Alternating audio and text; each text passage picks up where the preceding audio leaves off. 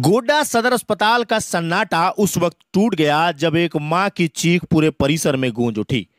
बेटे के निर्जीव देह को देखते ही वह जमीन पर गिर पड़ी। आंचल फैलाए हाथ जोड़कर भगवान से सवाल करती रही, बेटा तू मुझे ऐसे कैसे छोड़कर चला गया?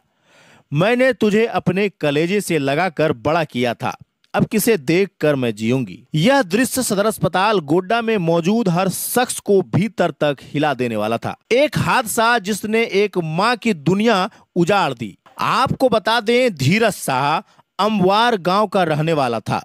वह बुधवार को अपने दोस्त कुंदन सिंह के साथ बुलेट बाइक पर कहीं जा रहा था। जैसे ही वे पोड़ैयाहाट थाना क्षेत्र अंतर्गत निर्झर होटल के पास पहुंचे, एक तेज रफ्तार स्कॉर्पियो ने सामने से टक्कर मार दी। टक्कर इतनी जबरदस्त थी कि दोनों युवक हवा में उछलकर सड़क पर आ गिरे। हेलमेट न होने की वजह से सिर में गहरी चोट आई। स्थानीय लोगों ने तुरंत दोनों को उठाकर अनुमंडल पदाधिकारी की गाड़ी से अस्पताल गोड्डा पहुंचाया। धीरज की हालत बेहद नाजुक थी। अस्पताल में लाने के कुछ ही मिनट के बाद डॉक्टर ने कहा इसकी जीवन लीला समाप्त हो चुकी है। मां की चीख अस्पताल की दीवारों को कपा रही थी। वह कहना चाह रही थी कि मेरा बेटा कोई अपराधी नहीं था, वो सिर्फ अपने काम से जा रहा था। हेलमेट नहीं था, पर क्या इलाज भी नहीं मिलना चाहिए था? यह आवाज सिर्फ धीरज की मां की नहीं थी, यह हर उस मां की आवाज थी जिसने अपने बेटे को सड़क पर खोया और सिस्टम ने उसे मरने के लिए छोड़ दिया। धीरज के साथ बुलेट पर सवार कुंदन सिंह को भी गंभीर हालत में सदर अस्पताल लाया गया था। अस्पताल में आवश्यक उपकरण और इलाज की सुविधा का घोर अभाव था। डॉक्टरों ने उसे बिना ज्यादा देरी किए रेफर कर दिया। रास्ते में ही उसकी भी जीवन लीला समाप्त हो गई। अब सवाल उठता है कि कहां चूक गया सिस्टम?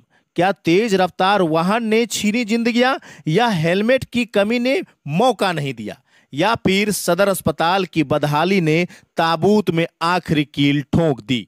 सवाल यहीं खत्म नहीं होते। सवाल उठते हैं जैसे कि क्यों नहीं है पर्याप्त डॉक्टर्स, क्यों नहीं है इमरजेंसी ट्रोमा केयर, क्यों हर गंभीर मरीज को तुरंत रेफर कर दिया जाता है? कब तक माओ की कोख यूं ही सुनी होती रहेगी और सरकार सोती रहेगी? जिसको देखकर मां मुस्कुराती थी, आज उसी बेटे को देखकर वह तड़प रही है।